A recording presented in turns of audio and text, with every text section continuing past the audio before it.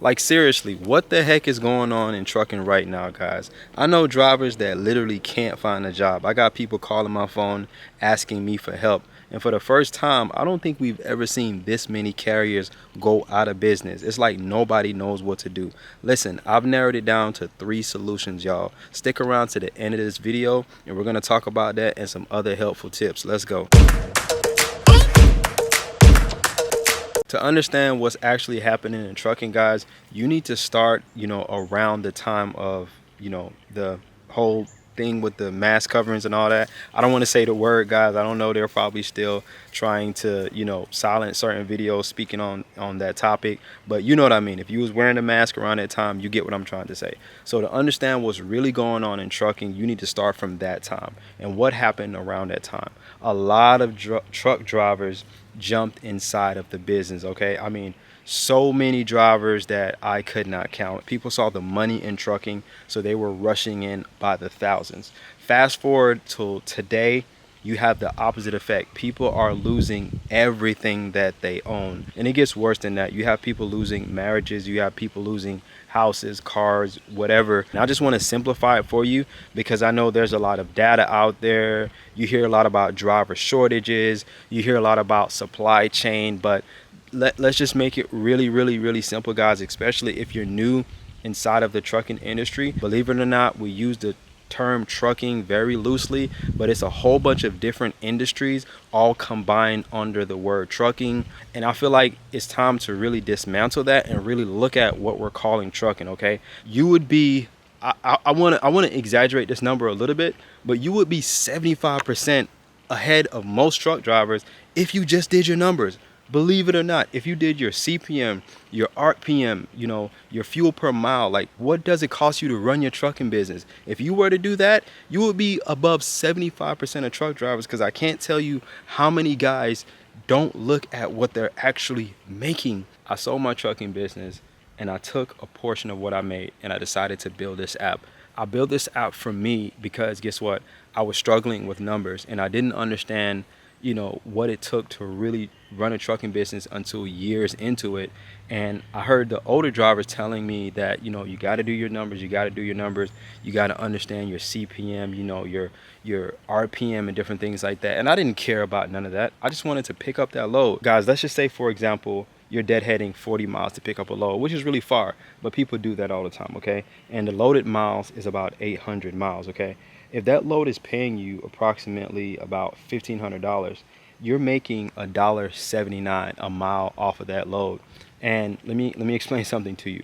If you're making $1.79 a mile right now, you're running under the national average of what it costs to running a trucking business. So the only way you're going to be able to get away with making this is if this is the load that's covering your fuel or something like that, and now you're going to pick up a higher paying load that is going to pay for the profit that goes into your truck. So here's the coolest part about this app right here. How do I write a trucking business plan? And this is going to give you the format. Now I probably didn't ask the best way, but this is going to give you the format on how to do it, right? So it literally tells you right there how to write a trucking business plan. So executive summary, company description, marketing analysis, organization and management, and so on and so forth. So this app is a game changer and it has a lot more features on here, guys. So for example, when you guys do decide to subscribe to this app, you don't have to, you get a free trial, but when you do, okay, if you go to the trucker fund right there, this is something that I'm going to be doing and it's going to be a free giveaway.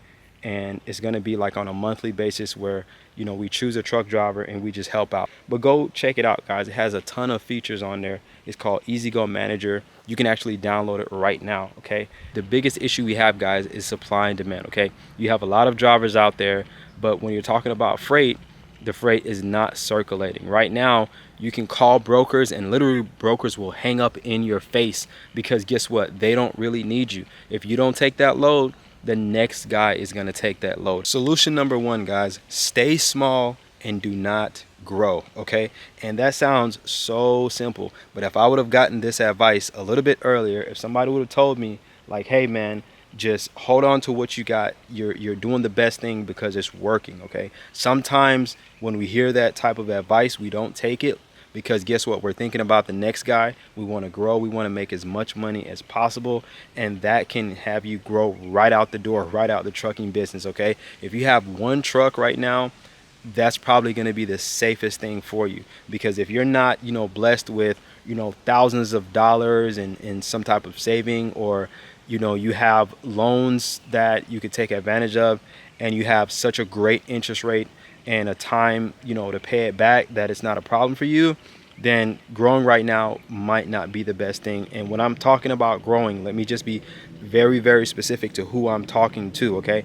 I'm talking to the person that, doesn't have the best financial situation. You may not have business partners.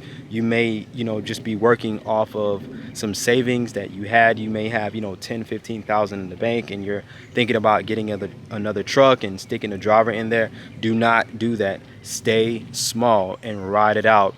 And believe you me, there's been plenty of drivers, plenty of drivers can tell you out there, that's how they made it. They decided to stick right where they were. They stuck with what was working, and they didn't take on anything else. And right now, guys, that is the best solution for a lot of drivers out there. Solution number 2, guys, partner with someone and play a smaller role, okay? Let me tell you exactly what I mean, okay? There's a lot of people right now that want to start, trucking businesses and dispatching companies and different things like that.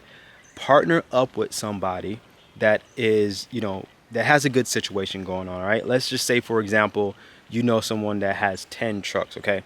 Take your one truck and stick it on with them, partner with them in whatever type of way that you guys can agree on, and just ride their coattail. That is the most simplest and easiest way, guys, to survive a trucking industry like this. And I know that's not the most sweet thing. That's not the most appealing thing. That is not something that probably is even of any interest of you, because you may be thinking like, no, I don't want to do anything like that. I want to be independent.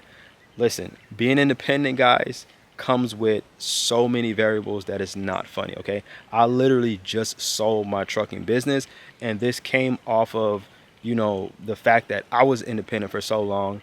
And I believe if I wasn't independent, I probably wouldn't have sold, because the ball didn't stop, right in my hands, so to speak, okay?